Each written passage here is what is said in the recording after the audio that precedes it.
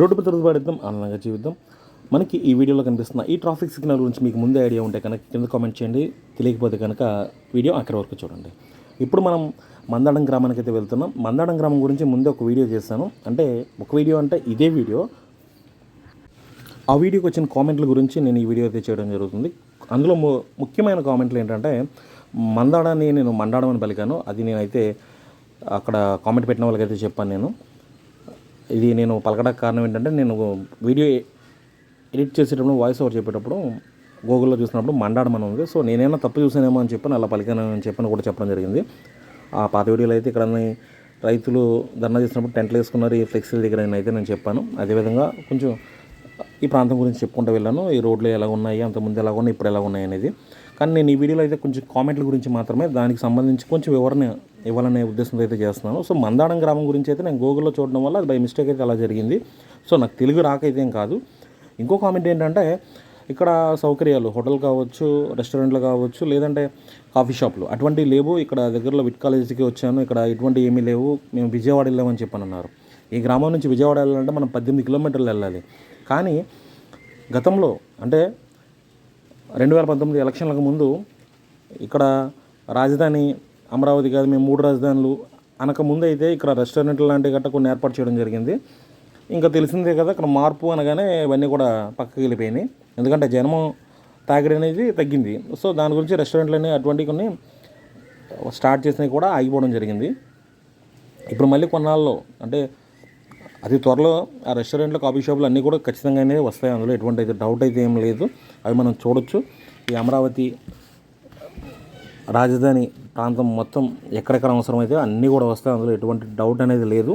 తర్వాత ఇంకో కామెంట్ ఏంటంటే, ఇందులో కామెంట్ వచ్చింది. ఆ కామెంట్ ఏంటంటే, అమరావతి ఈ లోపల అమరావతి అంటేనే చచ్చిపోతాడు చంద్రబాబు నాయుడు అని చెప్పి కింద అయితే ఒక కామెంట్ పెట్టారు.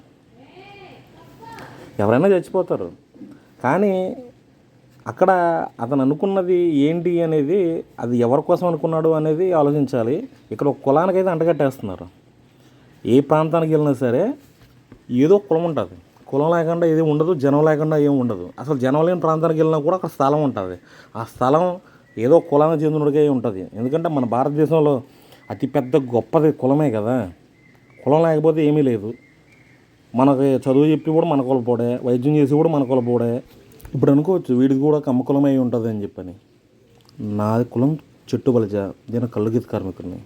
నేను పుట్టిన పశ్చిమ గోదావరి జిల్లా ఉంటుంది ఇప్పుడు ఇబ్రహీంపట్నంలో, విజయవాడ దగ్గర. చెప్తాను కులం కులం కులం అంటున్నారు కదా. నేను అన్నది ఇక్కడ కామెంట్ పెట్టిన వాళ్ళు చెప్తున్నారు పీడ విరగడైపోద్ది. ఏం పీడ విరగడ అంటే అతను ఏ ప్రాంతంలో నాకు తెలియదు. అంటే ఈ కులానికి అంటగట్టేసి ఇంకొకరేమో గ్రాఫిక్స్ అని చెప్పని అంటారు. ఈరోజు కనీసం ఒక ఇల్లు కట్టుకుంటున్నా, చిన్న ఇల్లు కట్టుకుంటున్న బాత్రూమ్ ఎలా ఉంటుంది, బెడ్రూమ్ ఎలా ఉంటుంది, హాల్ ఎలా ఉంటుంది అని చెప్పని గ్రాఫిక్స్ అయితే చూపిస్తున్నారు. అలాంటివి ఒక రాజధాని కడుతున్నప్పుడు గ్రాఫిక్స్ చూపించకూడదు, అది తప్పది. అంటే ఎలాగంటే మాట అనేయాలి. ఇప్పుడు నేను వీడియో చేస్తాను కాబట్టి నా మీద ఒక మాట వస్తుంది అన్నమాట. వీడు టీడీపీ సపోర్టరు ఇట్లా వస్తుంది అన్నమాట. ఏదైనా సరే అభివృద్ధి అనేది జరగాలి. అది ఏ పార్టీ అనే కావచ్చు.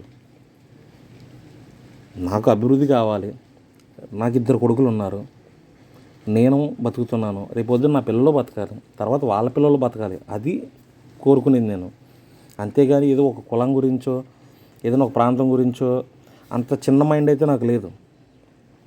ఏ ప్రాంతం అయినా సరే చూసుకోండి, మన దేశం మొత్తం కావచ్చు, మన ప్రాంతం మొత్తం కావచ్చు, ఎక్కడైనా సరే ఏదో కులానికైతే ఉంటుంది. అందులో ఎటువంటి డౌట్ లేదు. కానీ నది పక్కన ఒక ప్లేస్ సెలెక్ట్ చేసుకున్నప్పుడు అక్కడ అన్ని కులాల వాళ్ళు ఉంటారు. ఒక కులాన్ని పాయింట్అవుట్ చేశారు అంతే, అంతకు మించేమీ కాదు. అది అమరావతిని ఏం పెట్టలేదు కదా, వీళ్ళు పెట్టేసుకుని వీళ్ళని వేసుకుంటున్నారు. అది అమరావతినే పెట్టారు. అది అర్థం చేసుకోవాల్సిన అవసరం కొంచెం ఏకపక్షంగా కాకుండా కొంచెం బుర్ర పెట్టి ఆలోచించాల్సిన అవసరం ఎంతైనా ఉంది. ఇందాక నేను ట్రాఫిక్ సిగ్నల్ గురించి అయితే ఫస్ట్ అయితే చెప్పాను కదా. ఈ ట్రాఫిక్ సిగ్నల్ రెడ్ పడితే ఆగమని, ఎల్లో పడితే వెళ్ళడానికి సిద్ధంగా ఉండమని, లేదంటే ఆగడానికి సిద్ధంగా ఉండమని, గ్రీన్ పడితే వెళ్ళమని చెప్పని. ఈ ట్రాఫిక్ సిగ్నల్ మన ఏరియాలో చాలా వరకు కనిపించవు. కాబట్టి కనిపించిన చోట్ల కూడా కొంతమంది పట్టించుకుంటారు, కొంతమంది పట్టించుకోరు.